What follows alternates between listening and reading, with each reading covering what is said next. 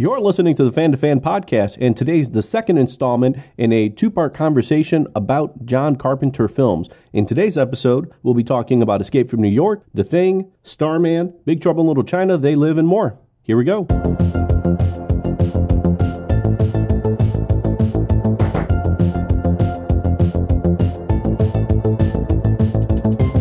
And like the A-Team were this regiment from Vietnam that had gone and all that stuff. And then basically by season 2, they had just thrown out any of the realistic sort of stuff that the show might have been about.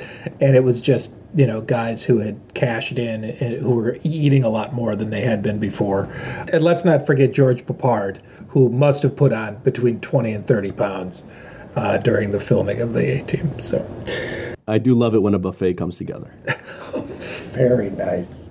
Thank you. So let's go from the A-Team to John Carpenter. How about that? Yes, most definitely. Welcome to the Fan to Fan podcast. This is your host, Bernie Gonzalez, and I am here yet again with friend, fan, musician, comedian, Chad Lynn. Chad, what's going on? Not a whole lot. Just, hanging out. Really excited to talk about John Carpenter in the 80s. So as a bit of context for folks who may not have listened to our previous episodes where we discussed Halloween and the precursor to this episode where we talked about Dark Star, Assault on Precinct 13, Halloween, The Fog, some of John Carpenter's early movies. So we met when we worked together in retail, and subsequently you decided to move away where you now reside in Washington at work at the Upfront Theater in Bellingham? Correct. Yes, correct. And you work currently there on stage, technical, janitorial. I feel like you are a bit of the jack of all trades at the Upfront Theater. Yeah, I'm a man for all seasons except summer because I sweat a lot. So, no, it's a great place to work. I just, somewhere, I think my midlife crisis pretty much consisted of me going, oh, you know what I'd like to do is creative stuff again. And so this is a good place to do it. And I moved to Canada a few years ago to British Columbia, and that's where I discovered Bellingham. And I kind of realized that I really like this area of the continent of North America. There's a lot of rain, there's a lot of green stuff, there's oceans, there's mountains. I do miss Chicago. I miss the museums. I miss some of my friends. I miss the kind of, hey, if I want to go see a great band, I just, get on the L and go down there. But I'm too old for that shit. So. All right. So Carpenter talk here. So in this episode, we're going to attempt to have a nice conversation about Escape from New York, The Thing, Christine, Starman, a little bit on Big Trouble in Little China, They Live. So we won't necessarily dig too deep into any one of these movies, but maybe a few notes, a few tidbits, and maybe some very interesting conversation will be elicited from John Carpenter's filmography. And in the last episode, talked about how we both kind of discovered Carpenter's work. We discussed briefly Halloween in detail in a full episode, and then briefly in the last episode where we talked about some of his late 70s work. So now we're getting into Carpenter in the 80s with Escape from New York. This is New York City in 1997. The United States Police Force has its headquarters on the Statue of Liberty because in 1997, the entire city is a walled maximum security prison. Breaking out is impossible. Breaking in is insane. John Carpenter's Escape from New York. Let me do a quick little summation here. So it comes out July 81, $6 million budget, $25 million box office. Former Special Forces soldier turned convicted criminal Snake Plissken, forced to enter New York City, now an island penitentiary, and he has to rescue the President of the United States, who's played by Donald Pleasance, and Snake Plissken is played by Kurt Russell, who joins John Carpenter in quite a few films, and we had the intention to discuss the theme of collaboration with Carpenter in the last episode, but I think we'll end up getting to it towards the latter part of this one. But that being said, Carpenter originally wrote the screenplay for Escape from New York in '76 in the aftermath of the Watergate scandal. So we touched on this when we were talking about Assault on Precinct 13. It has the feel of the exploitation films of the 60s and 70s, And you mentioned this when we talked about Precinct 13, the idea of the film Death Wish, which was one of just those 80s movies that highlighted the increasing levels of crime throughout the U.S. to a very cartoonish degree. And it's just another example of an exploitation film that plays on the violence and America's support of vigilantism. Always reminds me of the line from Cobra, "You're the disease, I'm the cure," where it's just completely. It's a great line. Awful movie. I mean, awful in the sense that it's great to watch on TNT or TBS at 1 a.m. But that being said, yeah, Escape from New York has a lot of John Carpenter's, I think, love for old Hollywood. And considering his influences are John Ford, who directed Stagecoach and The Searchers, Man Who Shot Liberty Valance, Howard Hawks with The Big Sleep, Red River. I think there's a piece of him that always wanted to direct a Western, and this was maybe his way to do that in a sense. So do you remember the first time that you saw Escape from New York, Chad? I do. I remember Escape from New York. It kind of became one of those things that happens to you when you're younger that helps define you from a friend of yours. I watched this with a friend of mine named Brian, and he had already seen it, and he thought it was like the greatest. He was so great, so great. And this movie has never hit me on that level. It kind of starts to embody and take on a lot of the traits that I don't like about Carpenter movies, that I'm not the biggest fan of. The acting's good. It's an interesting concept. I just think there are other movies that have done this much better, including, to a certain extent, Assault on Precinct 13, in the sense of people needing the criminal element to help out a situation for, in theory, the good. It's not my favorite Carpenter. It has a lot of, I would say, macho undertones, but they are very much overt. And that's something you mentioned in the Halloween episode, an aspect of John Carpenter that you're not necessarily a fan of, right?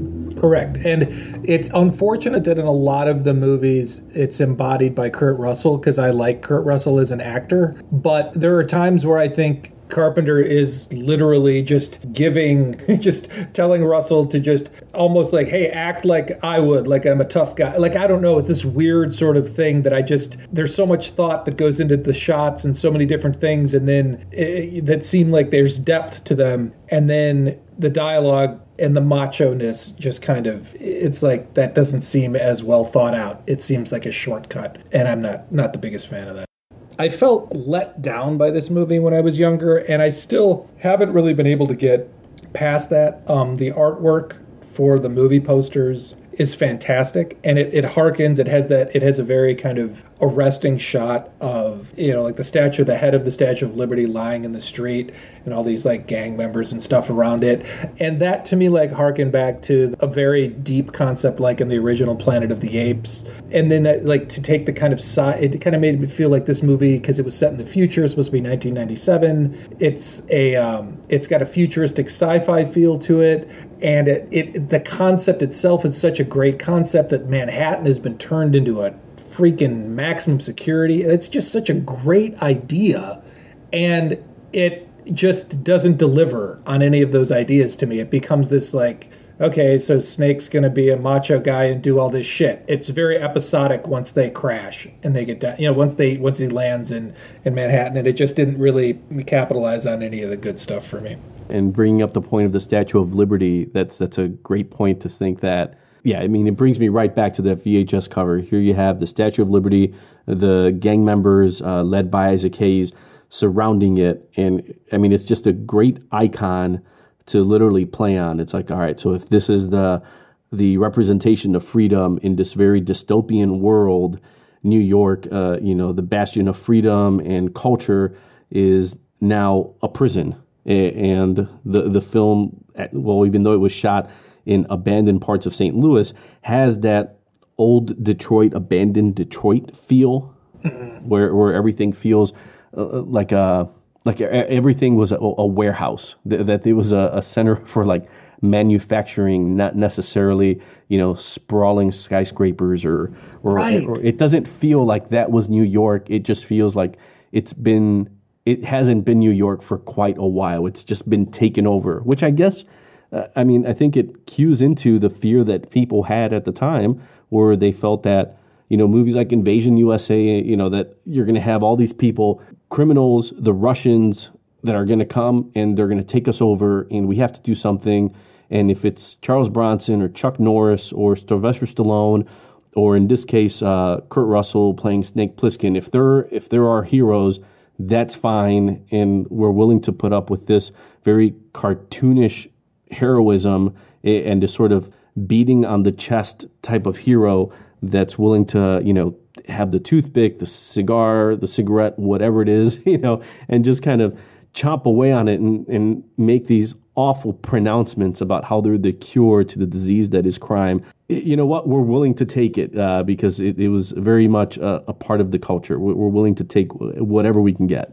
Yeah, I will say that, you put me in a position where now I'm going to defend Escape from New York with like Snake and very similar to like Assault on, like compared to Death Wish and those freaking Chuck Norris movies and the Sylvester Stallone movies other than the first Rambo.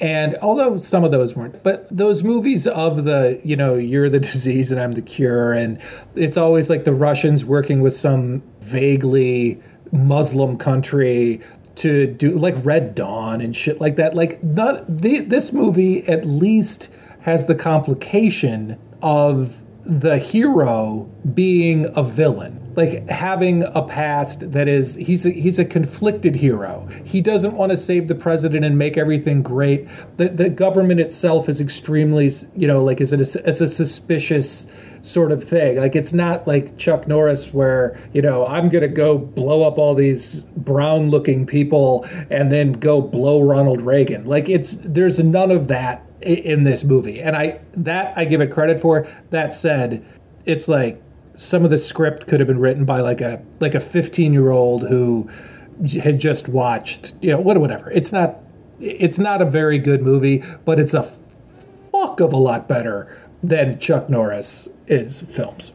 I'll give you that. And some of the themes that I think come out in Escape from New York that are very much consistent in Carpenter's work, the pessimism, the skepticism in government, and I'll definitely want to talk about that later in the episode. But those, I think, maybe are the saving graces in Escape from New York, like you said, compared to movies like The Invasion USA or Death Wish. You're right, because I'm thinking of this in comparison to other, like we had talked before about possibly doing an episode about Warriors. Yes. Warriors, come out to play.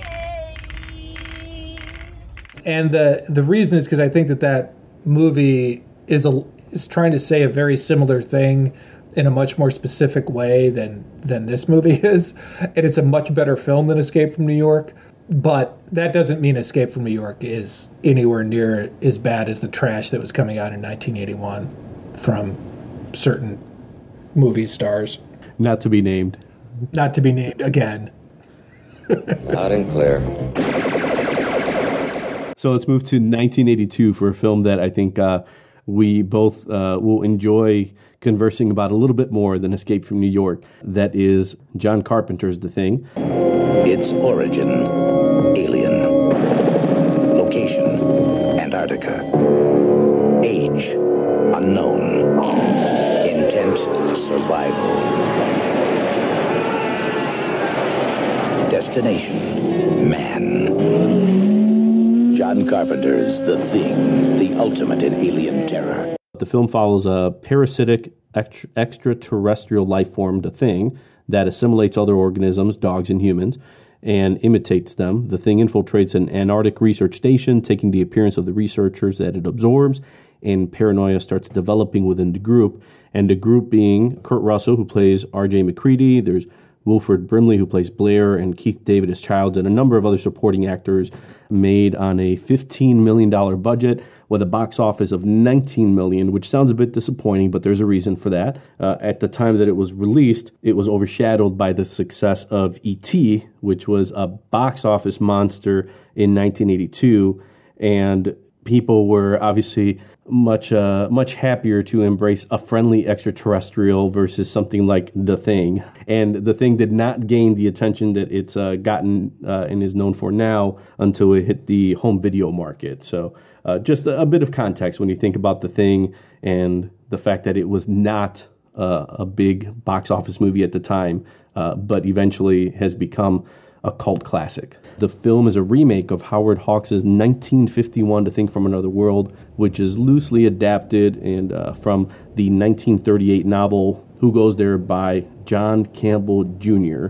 And in the last episode, talked about how my first real experience with Carpenter, my first real exposure to Carpenter was The Thing, from a friend who was kind enough to take his Laserdisc copy of The Thing and copy it onto VHS, which allowed me to see it and exposed me to Carpenter, and then really got me to seek out the rest of his catalog. Do you remember the first time that you saw The Thing, Chad? Yeah, I do. The Thing is probably the first movie that I could remember seeing with like a group of my buddies when I was younger, like, you know, and another one of those, like, we shouldn't be watching this movie, but we're all, and it was like one of the first ones where I was like, oh, we shouldn't be watching this movie, because it's not only for the time extremely graphic and does some very gross things with special effects now that you're like, but back then was like, holy shit. It is unremittingly bleak. This movie is just really, really a complete downer. And it has massive themes of, you know, not of humanity destroying itself, trusting one another, just different things about how it would be so easy for another life form to come here and destroy us because we're so screwed up ourselves. And again, the only thing that rings false to me in this movie, and it's not his performance, but it's some of the lines and the character that Russell is supposed to be playing. Like the other actors, there's not a lot of macho bullshit, and if it is, it's like, but he's still got this kind of heroic quality, which I don't think is necessary in this movie at all. But that said, it's an amazing cast. I think this is an undeniably great film. Do you think it's his best film? Yeah, I think it probably is. There are times where I was watching this and I was like, I can't believe how good these shots are. And they still feel like Carpenter. Like, there's not a lot of handheld stuff. There's nothing shaky going on. Everything is really well thought out. And just every scene seems to have a purpose. And there are, like, that scene, like, man, where you see the alien gets tossed in with those dogs. And then when they're watching that stuff, like, happen, that is some dark, dark stuff. And I think it's really... It's a film that hadn't seen it for a long time, and then a couple of years ago, I want to say 2012, I watched it again, and I was like, oh, this is really good. And since then, it's like the film geek in me comes out in a way that it doesn't come out for other Carpenter films. I think compared to some of his other films, like Assault on Precinct 13 and Halloween, which were not gory, but absolutely had moments of violence, or as you so appropriately called them, the slashies in the Halloween episode we talked about. But this one definitely has moments where it showcases organs, sinews, and blood. The scene where the head splits open, and then there are the claws with the stomach, where the doctor's arm is essentially just eaten. I mean, there's a lot of that, and sometimes the special effects are terrific, and like I said, the shots are amazing, but it has more of that than Carpenter had done in any of his previous films, when really a lot of those films just focused on violence, guns, knives, things like that. This one, went into that sci-fi element where you could have an alien who was assimilating a human, and when it was confronted by someone and found out to be an alien, its head would just split open, and then these tentacles would just kind of fly out everywhere. And that completely made sense in this film, but it was just done so well that even for someone like me that's not a fan of that type of gore, I appreciated it because it works in this film so well. Yeah, it's not I don't do gore. It's not stuff that appeals to me. It's not that it stays with me and haunts me. It's just that I don't want to watch it. And this is right on the edge for me. I think because it's so obviously effects now, I'm able to appreciate them for what they were and then not be so grossed out by what they're trying to be. Like if they had that level of realism and they remade this movie now, it would be hard for me to watch. The original, which you were talking in the previous episode about, is one of the movies during the kind of marathon movies that are being watched in Halloween. The Dr. Dementia Horror Marathon. Yeah, Dr. Dementia Horror Marathon. This movie the original is one of them. That's one of the things that I like so much about this is you can sense what Carpenter took from that movie, which was the sense of isolation and being trapped.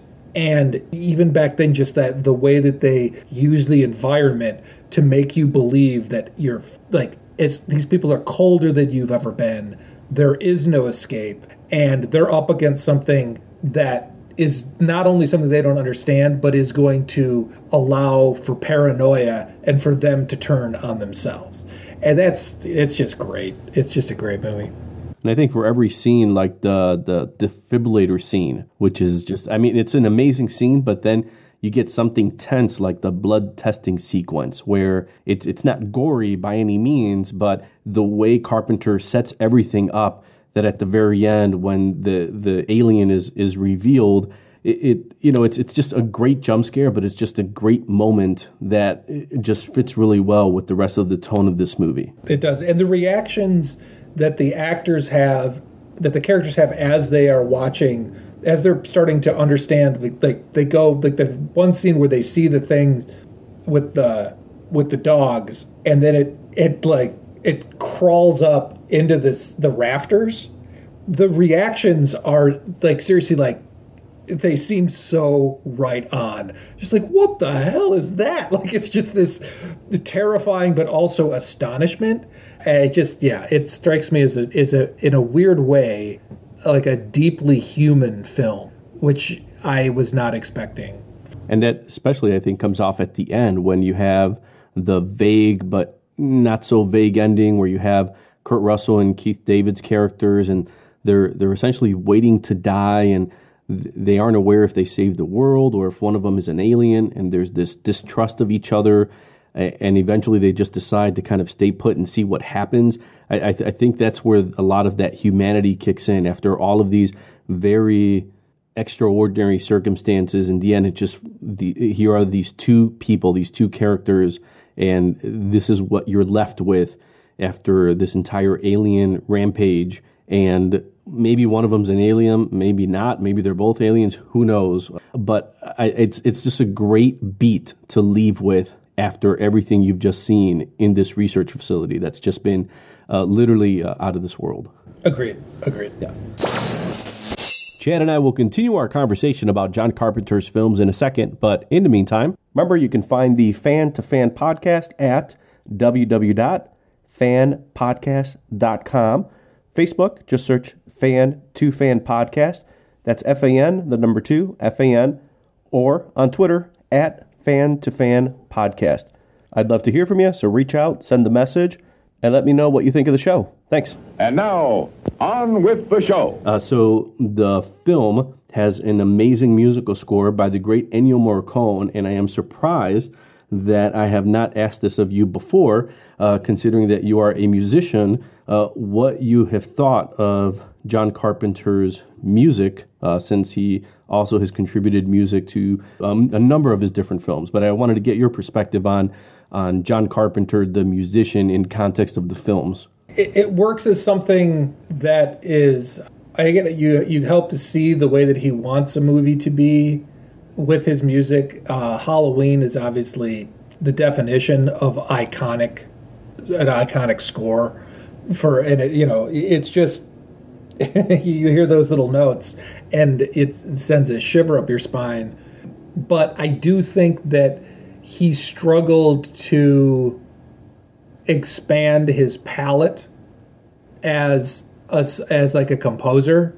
He uses a lot of synth stuff, and I think that what you see is the difference between the music in, say, some of his other films that he's scored versus the music in this movie, and also maybe the music in Christine, because that was someone different too. You can see that maybe it's more his ego being involved in later films because Halloween was such a success. And that maybe he's not the greatest composer in the world. It works well for certain moments in his film, and it worked perfectly for Halloween. But like this score is amazing. Like, I'm really glad that he handed the reins over on this one.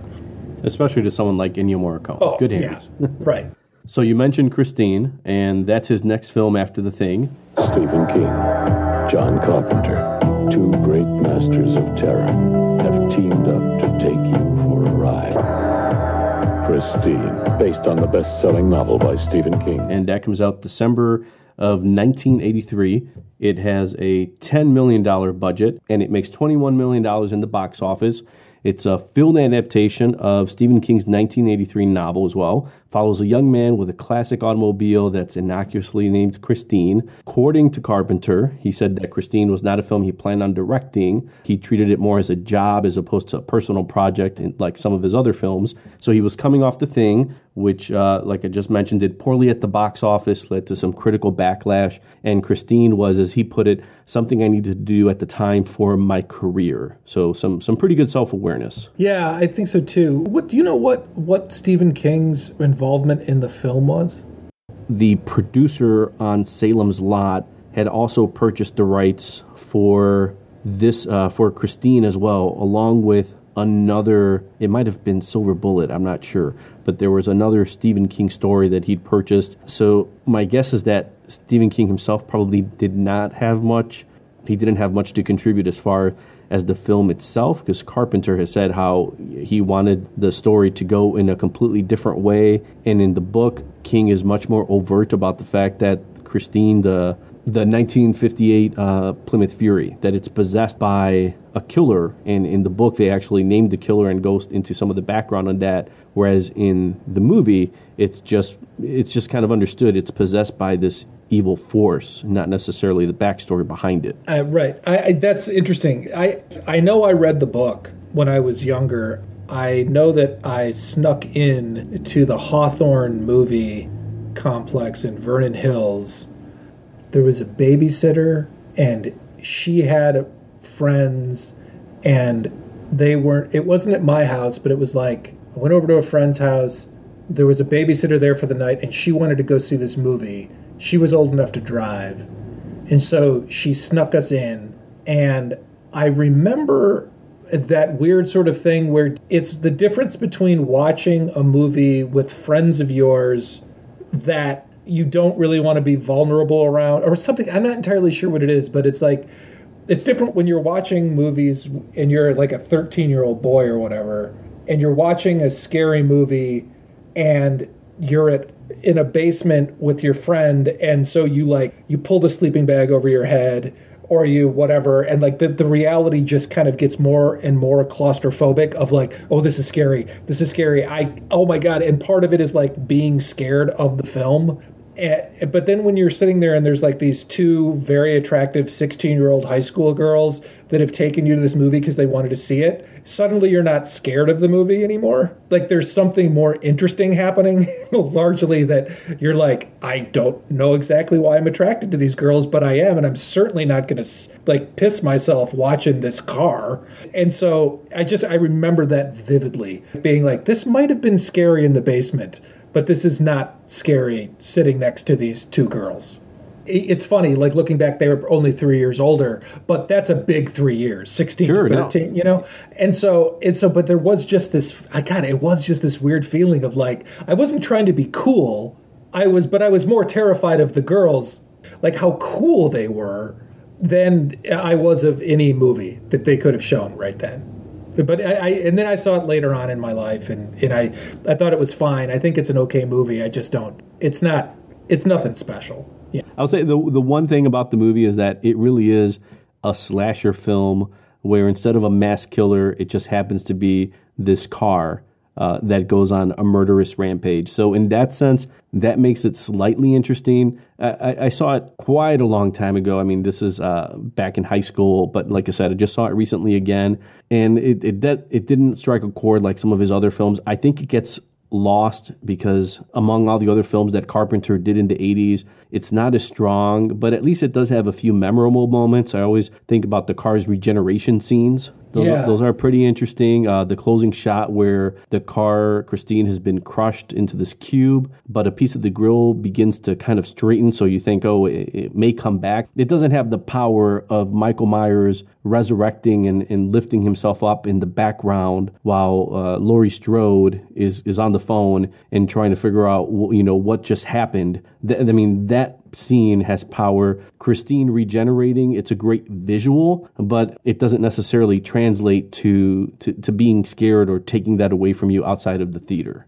Right, I agree. And initially, Columbia Pictures wanted to cast Brooke Shields in the role of Lee after the release of Blue Lagoon, where she had some critical acclaim. And initially, Scott Baio was considered for the role of Arnie, the awkward, unpopular teen who ends up befriending Christine. But Carpenter wanted to cast relatively unknown actors. And just as a side note, Kevin Bacon actually auditioned for the role of Arnie too, but he opted out to do another small movie that's become somewhat popular with the kids, Footloose, back in 1984. Wow.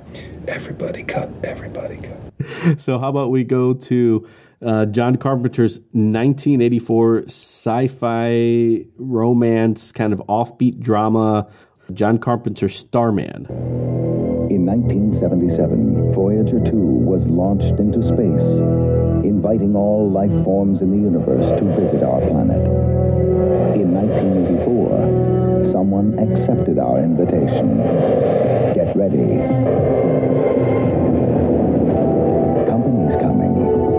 John Carpenter's Starman. So it's made for a $24 million budget, only makes $28 million in the box office.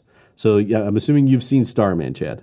I've seen Starman, and I will say this. And the thing is, it would be funny if I always had to say the name of the movie for Starman. I've seen Starman. I will say this about Starman. Starman, I found it fascinating that this was another one of those that the score was done by somebody else. The person who did the score, I think his name's Jack Nietzsche. He used to produce the Rolling Stones, and the song Satisfaction is key in this movie. And so I thought that was interesting. As an enormous Stones fan, I found that to be kind of interesting. The other thing, too, is that this was produced, I believe, by Michael Douglas and written by people other than Mr. Carpenter. So it really is kind of it's not a fully John Carpenter movie. No, it's a very different interpretation of aliens compared to The Thing and his future films like They Live or even Prince of Darkness. But since you mentioned the soundtrack, the film is just sweet. It's like the soundtrack. If you just listen to some of the score, it's very romantic. And considering it was released the same week as David Lynch's Dune, it's as a far other side of the spectrum alien film as you can think of compared to Dune, let alone Carpenter's other work. Most definitely. Okay, are you going to, did I give enough background, or do you want to give background on this? Oh, I'll do the quick two-sentence version here. So an alien from an advanced civilization takes on the guise of a young widow's recently deceased husband. The couple then take off on a long trip to rendezvous with the alien spaceship so the Starman can return home. So the Starman is played by Jeff Bridges, who plays this very tender, innocent alien, and his ship is shot down by the military. And throughout the film, he's trying to understand humanity, and he has this affinity for humans and their freedom. And there's that line where he says, his alien race, we were very civilized, but we lost something, and you are also very much alive, so different.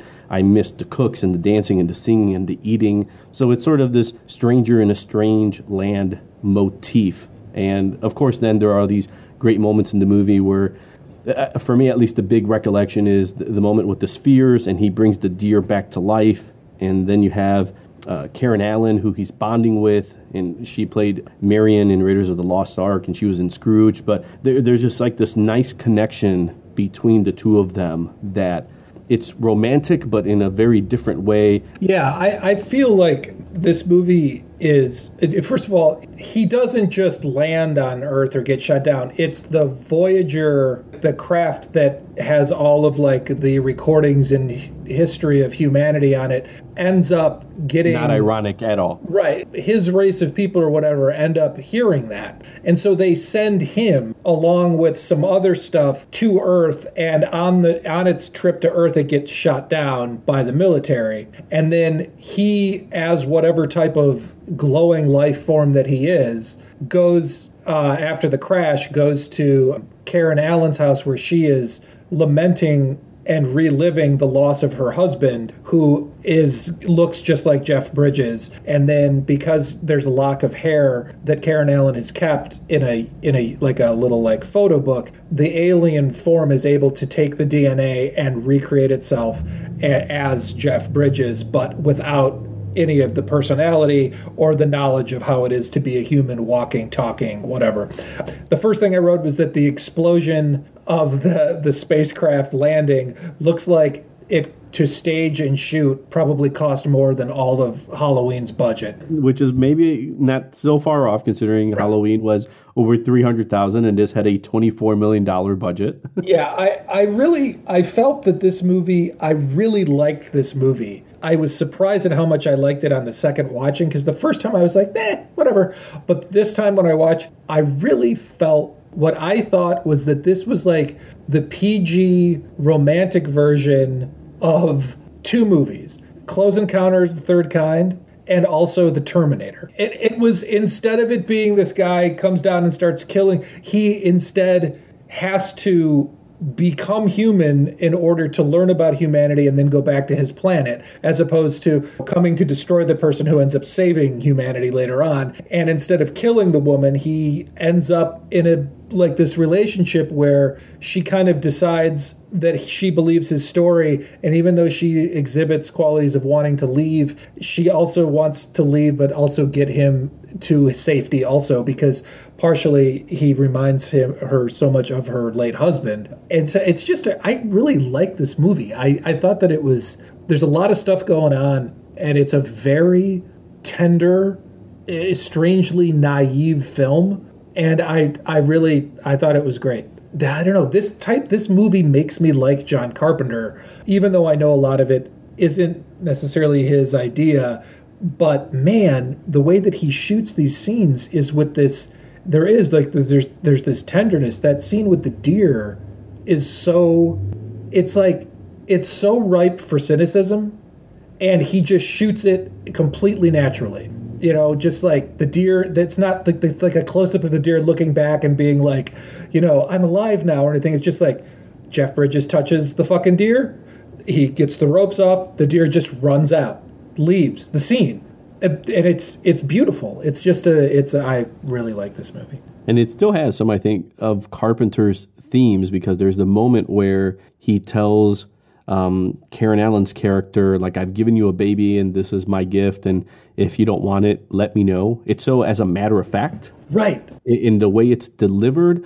But I think that might go back to Carpenter's skepticism, where this is very much some of that skepticism comes in, like, hey, we're going to give this woman this gift, and, you know, maybe this will help in her grieving process. But, you know, if you don't want it, that's fine. Right.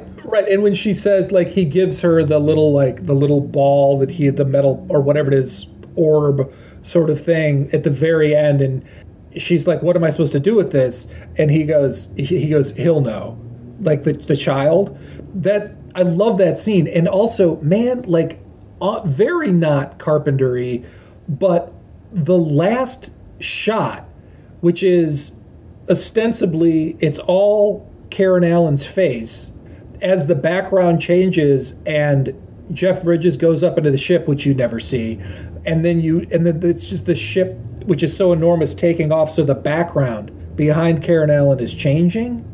It's a stunning shot, and the music is just hauntingly beautiful. It really just capitalizes on the emotions that had been leading up to then. And then you're thinking, oh, we know about this woman and we like this woman. And in a sense, she got to do her husband's death the right way. I thought it was just a really good movie. Yeah, I've never looked into it to see if maybe it was something that Carpenter himself was dealing with, either a loss, either of someone, of a relationship or whatever it was. But I wonder how much of that he brought into the film, because it comes off as an honest film. It's not like it's an attempt to do this romantic sci-fi drama. It's very honest. He knows what he's doing. He's very much the technique, the craft is there, and it has very solid special effects, which he's had in all of his films. I mean, some of them are more dated than others, but Starman's effects are terrific. And the high definition version that I saw, it has stood the test of time, considering it is well over 30 years old now. And there's something to say about Starman that if you're introducing someone to Carpenter, and let me know if you agree with this or not, I don't know if I'm out of the gate suggesting Starman. Maybe it's more of a get acquainted with Halloween. Then maybe you go into The Thing, into movies like Christine and They Live. But then eventually you need to put Starman somewhere in there, just because it's almost like a reboot for Carpenter when you realize he is capable of so much than just the 70s, 80s cult classics that he's known for. Yeah, I don't even know if I would have to wait to see how other people, like how somebody, if I said like, oh, you're going to love John Carpenter, here's some movies, I'd then want to talk to that person about what they thought about those movies before I would even suggest this one, because this is so different. I mean, even the big bad government is not a big bad government. It's a very humanized, very like naive, aw shucks, what the hell is that spaceship sort of government. It's not like this big thing that's overtaken everything. It obviously has the potential of overreaching and being a villain in scenes, but it's not threatening the way that it often is in Carpenter films. I don't even know if I would suggest this movie. I would hope that they would find it themselves and then be like, wait, John Carpenter directed that?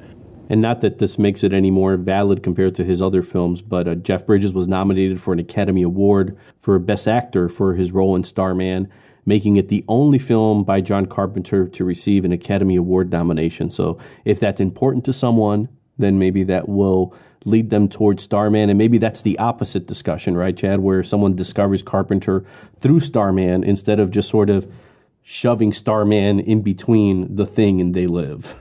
Right, exactly. And also, if you see Starman and you don't know it's the only John Carpenter movie you've seen, don't watch The Thing next. Yes. It is not a shared universe. Right. Theirs is not. Right, exactly. Right. Yes. Chad and I will conclude our conversation in just a few seconds, but in the meantime, if you are listening on iTunes, please take a moment to rate and review. Just search for the Fan to Fan podcast, go under reviews, enter a star rating, or write a review if you have a second or two, and click send. That's how easy it is. I will greatly appreciate it. Thanks. So July 1986, we see the release of John Carpenter's Big Trouble in Little China. Remember the name Jack Burton. Who? Jack Burton. Me. Where's Jack? Jack! Everybody relax, I'm here. How are you going to spring us? I have no idea. He's coming to rescue your summer. Hey, what more can a guy ask for? Big Trouble in Little China. It has a $20 million budget and unfortunately only makes $11 million at the box office, but 1986 was tough. Big Trouble in Little China was released 16 days after and in the midst of all the hype for James Cameron's blockbuster Aliens. And, there were a few other small little movies like Top Gun, Ferris Bueller's Day Off, Platoon, and Pretty in Pink that were also released in 86. So it's a tough room to say the least at the box office. Yeah, I think that, let's say you're talking, because, I mean, if every Carpenter fan in 1986 goes out to watch Big Trouble in Little China, it still doesn't do particularly well. How do you, as a Carpenter fan, explain this fucking movie to somebody to get them to go see it. I do that in episode 19 of the Fan to Fan podcast. Yes. Where I'm joined by podcaster Pete Charbonneau of the So Bad It's ... podcast. And that's where we talk about Big Trouble in Little China in great detail.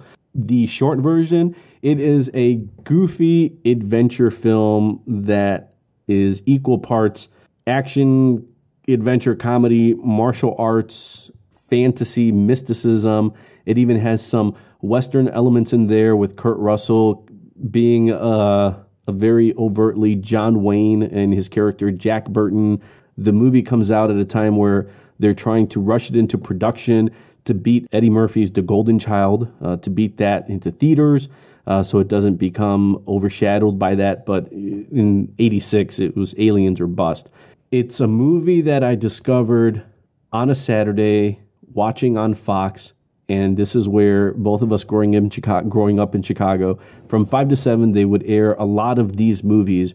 And I had absolutely no clue what Big Trouble in Little China was. But like any good teenager, I decided to give it a shot. And I'm watching it, and it's completely ridiculous at times. But it's a fun movie to watch. It doesn't have the intensity of The Thing, and it doesn't have the suspense of Halloween and even some of the more exploitation elements of Assault on Precinct 13. But it's just a fun popcorn film. And considering that he went from Starman to this Big Trouble in Little China 2 years later, I don't know. I want to give him that much more credit because I guess along with Starman, they're really his only two family-friendly films. There's really not much. There's not many obscene scenes in Big Trouble in Little China. It's just a fun film. Yeah. I suspect that you are not the biggest fan of Big Trouble in Little China, Chad. I'm going to go as positive as I can go. I know a lot of people who, especially friends of mine who are men, who really liked this movie when they were younger. And it got them into movies to a certain extent. It helped shape their ideas of action and comedy. And also, I think the concept of making, because this movie, I feel Carpenter is probably a lot more Carpenter-y than Starman. So what I'm saying is that you, my friend James, my brother, all these other men loved this movie. And every single one of you guys enjoys films and is a good person. And so there's got to be something to that. There's got to be something to like, and I'm not saying that I'm not a good person and I don't enjoy film, but I just never got this movie.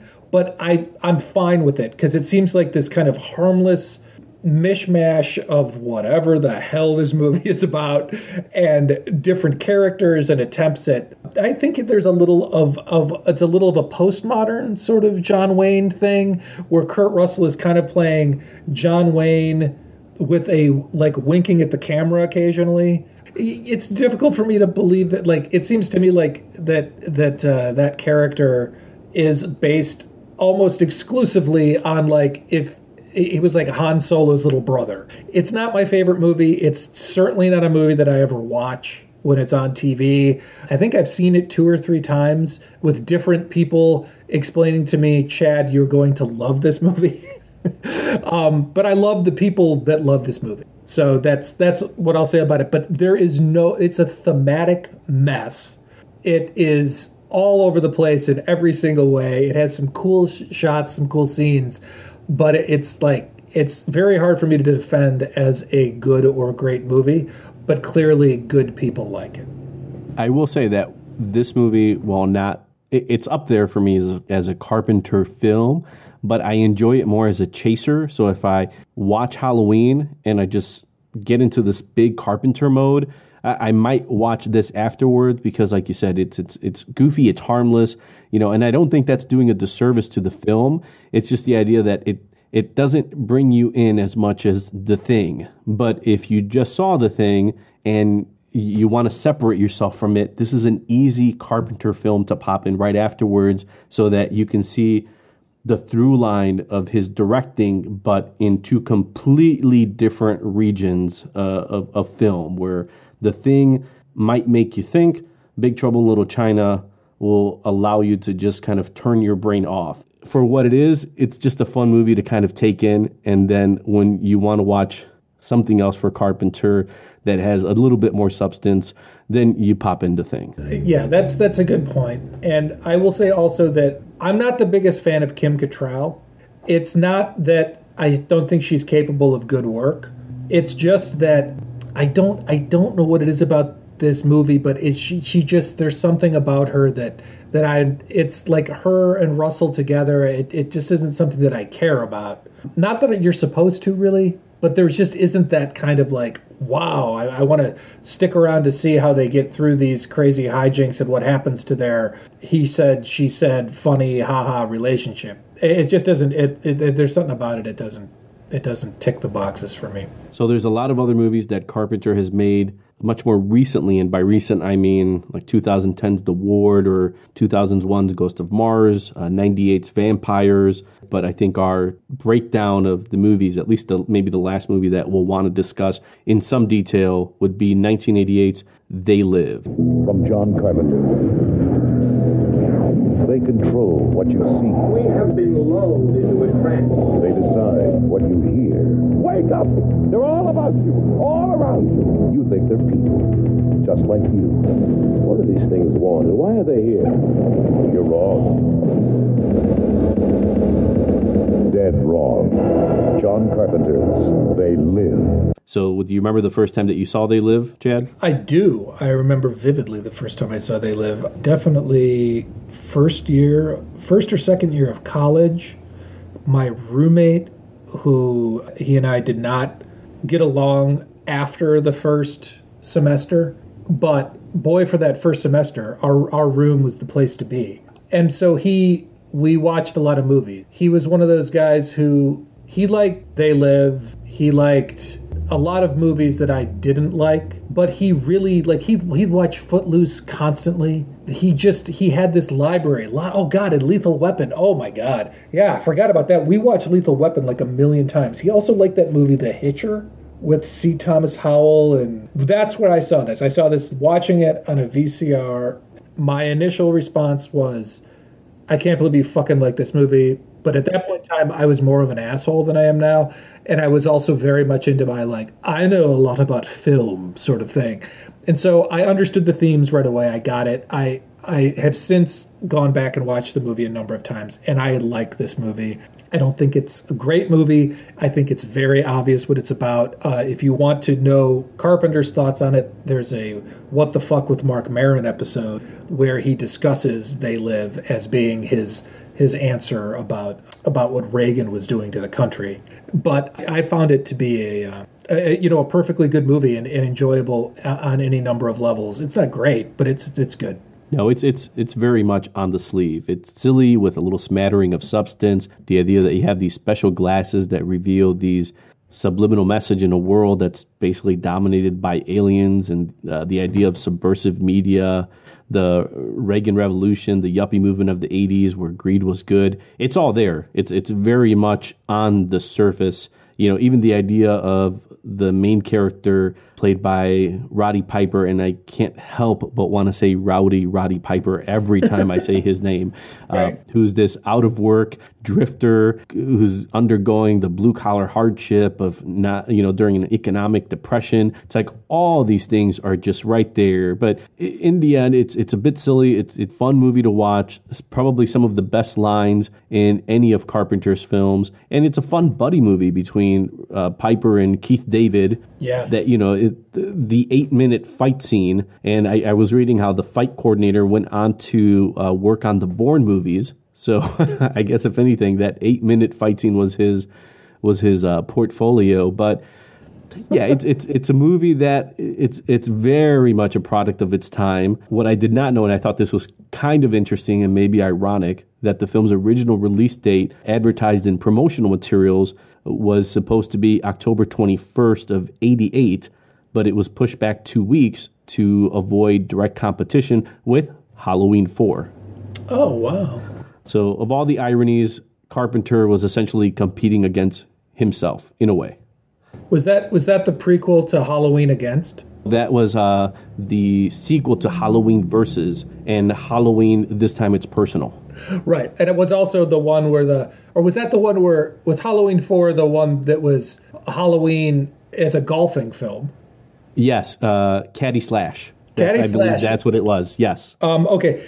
This movie is, I think you should probably mention that, and it kind of dovetails nicely with your intro to this specific film, which is that this is probably the last one that we do of his. And this is where he starts to become, I think, in a lot of ways, an almost overtly political filmmaker, and to the detriment of a lot of the stories. I know there are examples of where he's not, but there are a lot of overarching themes that are pretty obvious. It's almost like, because this movie did fairly well, I think, right?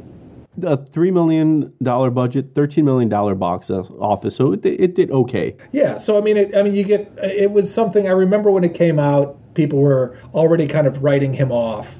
And then it was like, oh, no, this is a surprisingly political film. And it's just like, okay, that is cool. Excellent. It's good to know what he thinks about those things. And not that I disagree with him at all. But then it just became, I feel like a lot of his stuff since then has just been very tired kind of tropes. It's good to know that while it may not be inspiring to us, at least it inspired Shepard Fairey with all those Obey graphics that you see in a lot of cities.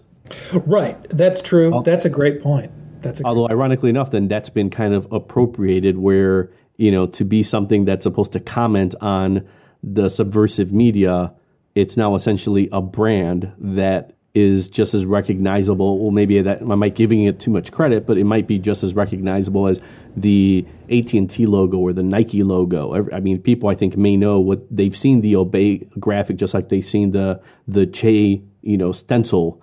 But I'm sure Shepard Fairey did not have that intention, to have it be appropriated by pop culture to become the very thing that he's kind of talking about. Right. And the only place for it to go where it becomes even more meta and absurd is if Shepard Fairey designs a concert t-shirt for Beyonce with her face on it, and then it says, "Oh, Bay." Underneath it. Or how about this? What if they make a remake of They Live and they hire Shepard Fairey to do the concept designs of the subliminal messages? Oh, I like that. That's a great idea. I've heard that they are thinking about remaking it. There's been talk. I mean, they've remade The Fog. There was the sequel to The Thing, and The Thing even had a prequel video game, I believe.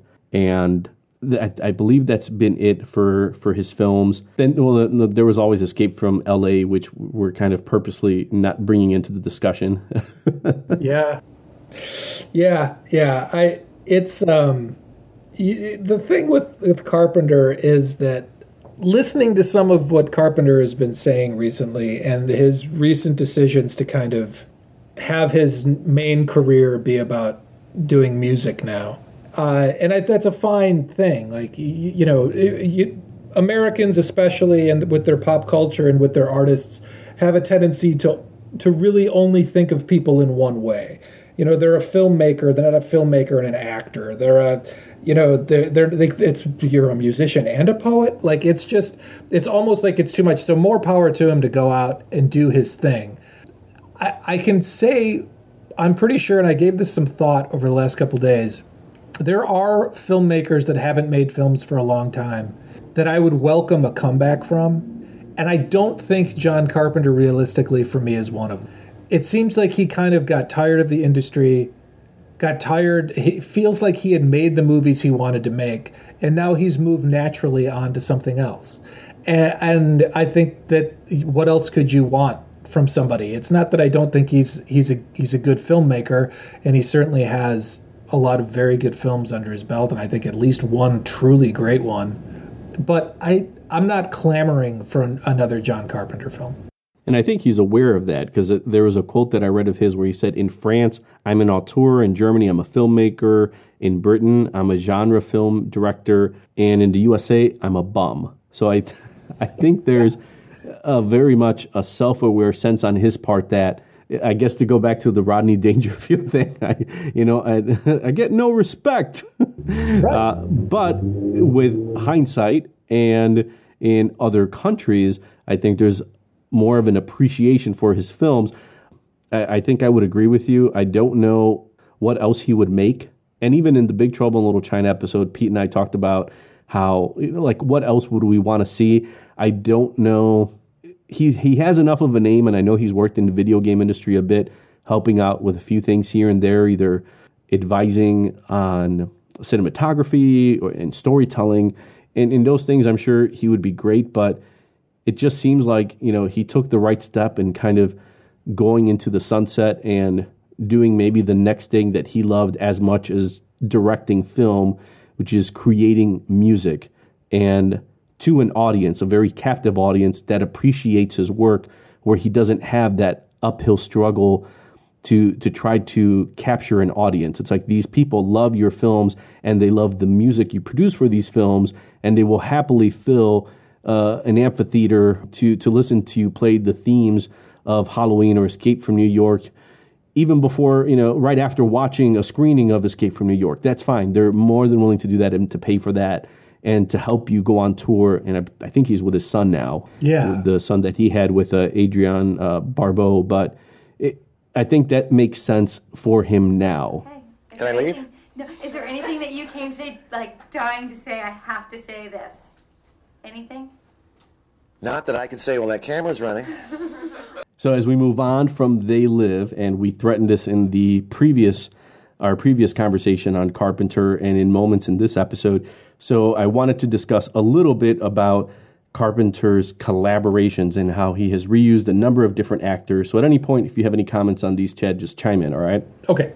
So he brings in Tom Atkins for The Fog, and then also from Escape from New York, Jamie Lee Curtis in The Fog, and of course Halloween, Keith David in They Live in The Thing, Kurt Russell in a number of different films, Elvis, Escape from New York, and L.A., The Thing, Big Trouble in Little China, Don Pleasance in Escape from New York, Halloween, and Prince of Darkness. He met his wife, Adrienne Barbeau, on the set of the 1978 television movie Someone's Watching Me, and we discussed that briefly in the last one, but more as how there were elements in that going back to his time at USC in film school that were precursors to what would be Michael Myers. But he was married to her from 79 to 84, and during that time, again, she starred in The Fog, appeared in Escape from New York, and they had their son, John Cody Carpenter, who's now on tour with him as he performs some of his the themes from his movies and other work that he's created. So he's been married to producer Sandy King since 1990, and she produced a number of his later films, including In the Mouth of Madness, Village of the Damned, Vampires, Ghost of Mars, and she'd been an script supervisor on Starman, Big Trouble in Little China, Prince of Darkness, and They Live. And then I would be remiss not to mention Nick Castle, who voiced, ironically enough, the alien in Dark Star. So that's how early their collaboration started. Wow. And he was the main actor who played The Shape, or Michael Myers in Halloween. And he actually co-wrote Escape from New York before going on to direct The Last Starfighter. And the other thing I wanted to talk about are Carpenter's themes. And this is where I will thank you for this conversation, this two-part conversation, and actually kind of three parts if we start with our talk about Halloween. But it really helped cement some of the themes in Carpenter that I like, and then others that are just now more apparent to me watching some of them. And you let me know if you agree with some of these or not. Okay. The fact that there are these blue-collar people that are faced with these extraordinary or overwhelming circumstances. So you have the astronauts in Dark Star that are essentially performing a job, or Laurie Strode, teenager babysitter, facing these incredible odds against Michael Myers in Halloween, the cops and the workers, and I guess technically even the prisoners in Assault on Precinct 13, or even the researchers in The Thing. They're all just caught in these extraordinary circumstances. All the apocalyptic overtones. So he's known for having created three movies that are known as the Apocalypse Trilogy: is The Thing, Prince of Darkness, where Satan is trapped in the church, but he's actually an alien. Kind of a underrated sci-fi horror John Carpenter film. And then the other third one is In the Mouth of Madness, which is his sort of tribute to Stephen King and Lovecraft that he made in 94. So just two pieces that I thought were very interesting, along with his, as I'd mentioned a few times, and I think it's just out there, he is a skeptic, a critic, a pessimist. I think the idea that Michael Myers escapes, the ending in The Thing, the optimistic view of alien visitation in E.T.